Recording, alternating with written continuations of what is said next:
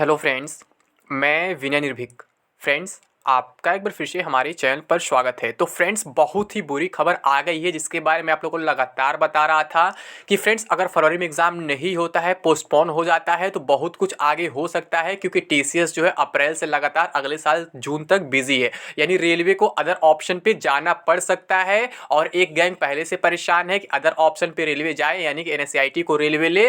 तो finally friends वही हो गया है। जी फ्रेंड्स, फाइनली वही हुआ और एनएससीआईटी गैंग जो है इस मामले में सक्सेस हो गई है। एनएससीआईटी का टेंडर मतलब फाइनल हो गया है और टीसीएस के टेंडर को कैंसिल कर दिया, क्योंकि आपको मालूम है टीसीएस टेंडर फरवरी में एग्जाम के लिए था, फरवरी में एग्जाम नहीं हो पाया है और यही चाहता था एनएससीआईटी गैंग कि इस टेंडर को कैंसिल करा जाए। टेंडर कैसे कैंसिल होता है? एग्जाम जब पोस्टपोन होता तब, क्योंकि आपको मालूम एग्जाम पोस्टपोन होता तो फिर टीसीएस आगे एग्जाम नहीं करा पाती। इस साल मैं आपसे लगातार कह रहा था कि फिर टीसीएस अप्रैल से बिजी हो जाएगी, तो यही ऐसा कुछ हुआ फ्रेंड्स। तो फ्रेंड्स ये अपडेट लगभग मुझे 6 बजे मिल गया था, क्योंकि 6 बजे आज मीडिया इंटरेक्शन हुआ है, ठीक है। लेकिन मेरा भी एक जूम मीटिंग था तो मैं उसमें बिजी था। क्या था मैं नहीं बताऊंगा, नहीं तो कहोगे फेक रहा है, ठीक है। लेकिन मेरा भी एक मीटिंग था तो मैं उसमें बिजी था। वैसे जो लोग यूपी के होंगे या फिर गोरखपुर के स्पेशली जानते होंगे कि आज मुख्यमंत्री साहब का मीटिंग था 6:30 जूम मीटिंग गोरखपुर के खिलाड़ियों और कोचेज के साथ, तो उसमें मैं भी शामिल था फ्रेंड्स। वही मीटिंग जस्ट ओवर हुआ है, कह सकते हैं 15-20 मिनट पहले मीटिंग ओवर हुआ है फ्रेंड्स। तो जैसे ही मैं वहाँ से छूटा हूँ, उनका मीटिंग 6:30 था, बट वो आए हैं लाइव आई थिंक 7:10-15 पे, ठीक है। उसके बाद लगभग 40-45 मिनट कह सकते हैं मीटिंग चला है। उसके बाद 40-45 से कम ही चला होगा, अभी टाइम देख लेते कितना हुआ है, 8 बज रहा था। हाँ, लगभग आधा घंटा उनका मीटिंग चला है फ्रेंड्स। उसके बाद मैं फ्री हुआ तो मैं आपका ये अपडेट लेकर के आया हूँ कि फ्रेंड्स नकल माफिया का अब राज हो जाएगा। जी हाँ फ्रेंड्स, अगर अभी मौका है, अगर आप इस भर्ती को बचा सकते हो तो बचा लो। आप मीडिया इंटरेक्शन देखो, साहब बोल भी नहीं पा रहे हैं कि कौन सी एजेंसी को दिया गया है एनएससीआईटी को। एनएसई पूछ रहे हैं, क्योंकि फर्स्ट टाइम ये ऐसा करने जा रही है। ऐसी एजेंसी है जिसके बारे में सब कोई जानता है। मैं लगातार कह रहा था कि इसीलिए अफवाह फैलाया जा रही है यूट्यूबर्स के माध्यम से कि अगर टीसीएस का टेंडर कैंसिल होता है तो फिर एनएससीआईटी को मौका मिलेगा, क्योंकि आपको मालूम है सेकंड पोजीशन में एनएससीआईटी ही चल रही थी। आपको मालूम है बिडिंग प्रोसेस में शुरू से बोल रहा था, तो फ्रेंड्स वही फाइनली हो गया है।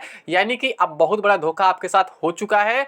अगर ऐसा हो गया तो नकल माफिया का राज हो जाएगा, फिर आप रेलवे की नौकरी भूल जाएंगे। क्योंकि रेलवे में एक ही बार एग्जाम कराया था एनएससीआईटी ने आरपीएफ का, और आपने देखा था कट ऑफ कितना हाई गया था, 120 में से 120 फुल गया था। मैं आपसे यही लगातार कहता रहा फ्रेंड्स कि अगर टीसीएस एग्जाम नहीं कराती है तो फिर क्या होगा। फिर मतलब इसका मतलब ये हो जाएगा कि रेलवे दबाव में आ चुका है नकल माफियाओं के और जल्द जल्द एग्जाम कराने का प्रयास करेगा। अब इससे तो एग्जाम होने का रास्ता साफ हो गया है, क्योंकि रेलवे अगर फिर लेट करेगा तो फिर मामला फंसेगा। लेकिन अभी एक इशू अभी भी है मेडिकल स्टैंडर्ड वाला। अगर मेडिकल स्टैंडर्ड वाला मामला शांत नहीं होता है तो भर्ती कोर्ट में जा सकती है, मैं भी सुबह ही बताया था। लेकिन यह मामला अब नया खड़ा हो गया है एनएससीआईटी और टीसीएस का। अगर टीसीएस के पास रहता, भले एग्जाम में देरी होता बट गरीब बच्चों को नौकरी मिल पाता। लेकिन यहाँ पे आप जानते हैं सीटें कैसे बिकती हैं, और सीटें बिकने की खबरें पहले से ही आनी स्टार्ट हो गई हैं, आपको मालूम होगा।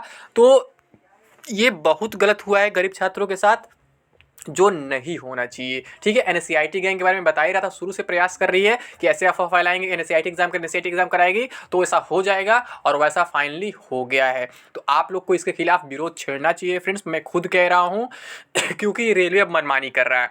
रेलवे अब मतलब कि नकल माफिया के आगे झुक चुका है और आप लोग के भविष्य के बारे में नहीं सोच रहा है। आप 3 साल से लगातार प्रिपरेशन कर रहे थे, अभी तक रेलवे खुद बोला था कि टीसीएस एग्जाम कराएगी। अब रेलवे अगर पोस्टपोन करे तक किसी कारणवश टीसीएस के पास टाइम नहीं है तो रेलवे को रुक जाना चाहिए, लेकिन एग्जाम टीसीएस से ही कराना चाहिए। क्योंकि ये इतनी मतलब गलत एजेंसी है जिसे कई जगह बैन कर दिया गया है। आपको मालूम है कई स्टेट्स में बैन है, I think MP, Chhattisgarh, Maharashtra, Karnataka वगैरह ऑलमोस्ट हर जगह बैन है। यूपी में केवल एसआई का एग्जाम कराती है, 2 बार एग्जाम कराई है, दोनों बार पेपर लीक हो गया था, आपको मालूम होगा। 16 वाला एग्जाम कैंसिल हो गया था, फिर दोबारा री एग्जाम होता 17-18 में, फिर अभी 21 वाला एग्जाम आप जान रहे हैं इसमें भी पेपर लीक हो गया है। लेकिन अभी तक कैंसिल नहीं हुआ है, ना ही अभी तक रिजल्ट आया है। रिजल्ट आएगा तो आप देखें कट ऑफ कितना हाई जाएगा उसका भी। क्यों? क्योंकि एजेंसी ही ऐसी बदनाम है कि इसके जितने सारे स्टाफ होते हैं ये क्या करते हैं, पूरा मिले हुए होते हैं, कैंडिडेट से पैसा लेके उनसे चीटिंग करा देते हैं। और ऐसा ही रेलवे में भी होगा अगर ये एग्जाम करा देती है एजेंसी तो। इसके बारे में अब क्या मैं बताऊं, ये बहुत ही खराब एजेंसी है, जितना आप समझ सकते हैं उससे भी अधिक ही खराब है, ठीक है। आपके ग्रुप डी के पद 8-10 लाख बिक जाएंगे, आपको पता भी नहीं चल पाएगा। और कट ऑफ जो है 100 में 90 तक जा सकता है। ये सिचुएशन जो बन गया है, आप लोग कट ऑफ पूछ रहे थे ना, इसलिए मैं नहीं बोल रहा था कट ऑफ के बारे में। क्यों? क्योंकि मैं आपसे कह रहा था फ्रेंड्स कि अभी क्या है, टीसीएस का जो टेंडर कैंसिल हो गया है, अब आगे कंफर्मेशन नहीं है कि एग्जाम कौन कराएगा। अगर टीसीएस एग्जाम कराएगा तो सिचुएशन पूरा नॉर्मल रहेगा और कट ऑफ पिछले बार से काफी कम जाएगा, 60-65 पे हो जाएगा। लेकिन अगर नहीं कराता तो फिर वही कहानी है, और वही हुआ फाइनली फ्रेंड्स। टीसीएस एग्जाम अगर अब नहीं करा रही है, इसका मतलब कट ऑफ बहुत हाई जाने वाला है। अब सिलेक्शन आपका बहुत कठिन होने वाला है। अब आप सोच भी नहीं सकते कितना हाई कट ऑफ जाएगा। जब 120 में 120 गया था, आप सोच सकते हैं आरपीएफ के एग्जाम में, तो ग्रुप डी के एग्जाम में कितना जाएगा आप खुद सोच लीजिए। 100 में से कितना जा सकता है, बहुत कम जाएगा, 90 जाएगा। ये सिचुएशन बन चुका है। अभी मौका, इसका विरोध आज ही से स्टार्ट कर दीजिए, क्योंकि आज ही इनका टेंडर फाइनल हुआ है फिर से, ठीक है। और उनका कैंसिल हो गया था, जब एग्जाम पोस्टपोन, तभी पोस्टपोन, मतलब उनका एग्जाम टेंडर कैंसिल हो गया था। लेकिन आपको ध्यान देना है कि मतलब कि ये एग्ज़ाम न कराने पाए, रेलवे को फिर से टेंडर कैंसिल करना ही पड़ेगा। भले ही एग्ज़ाम जून के बाद हो अगले साल, लेकिन एग्ज़ाम टीसीएस के ही थ्रू होना चाहिए, अदरवाइज़ आप रेलवे की नौकरी भूल जाएंगे। क्योंकि सिचुएशन ऐसा बन चुका है रेलवे में, मैं बता नहीं सकता हूँ। रेलवे जो है आपके प्रोटेस्ट के दबाव में आके बहुत कुछ किया है, लेकिन यहाँ पे ये गड़बड़ किया है। कोई इस चीज़ का डिमांड नहीं किया था कि आप जल्दी कराओ, तो इसका मतलब ये है कि आप एनएससीआईटी को बीच में डाल दो। जब टीसीएस अभी तक कन्फर्म था, तो टीसीएस से ही एग्ज़ाम कराना था। अगर टीसीएस पास खाली टाइम नहीं था, तो आप 1 साल रुक सकते थे। जैसे 3 साल बच्चे इंतजार कर लिए, वैसे 1 साल और इंतजार कर लेते। लेकिन एनएससीआईटी को नहीं फेस कर पाएंगे, क्योंकि एनएससीआईटी बिना पैसा के किसी को नौकरी नहीं देगी, आपको मालूम है, सब लोग जानते हैं। तो फ्रेंड्स, इसके खिलाफ एक बार आपको जंग छेड़ना ही होगा, अदरवाइज आप समझ जाइए कि आगे क्या होने वाला है। और ऐसे सिचुएशन में अब आप पूछेंगे एग्जाम कब तक हो सकता है, तो फ्रेंड्स मैंने बताया ना, जब एनएससीआईटी है, एनएससीआईटी फ्री है, एनएससीआईटी को ज़्यादा एग्जाम्स कराने को नहीं मिलते हैं। तो अगर 4 मार्च को रिपोर्ट आ जाता है, सीबीटी 2 कैंसिल हो जाता है, तो फिर और जो मेडिकल स्टैंडर्ड वापस हो जाता है, तो फिर ग्रुप डी के मामले में कोई इशू नहीं रह जाएगा। ग्रुप डी बहुत आसानी से आगे बढ़ जाएगा। एनटीपीसी फंसे या ना फंसे, उसका अलग मैटर, मैं अलग बात कर लूँगा उस पर। लेकिन ग्रुप डी बिल्कुल तब स्मूथली रन कर जाएगा, और लोग जानबूझकर रन कराएंगे ताकि कोई फिर से इस पर विरोध ना करे, फिर से कोई एजेंसी के नाम पर हल्ला ना करे।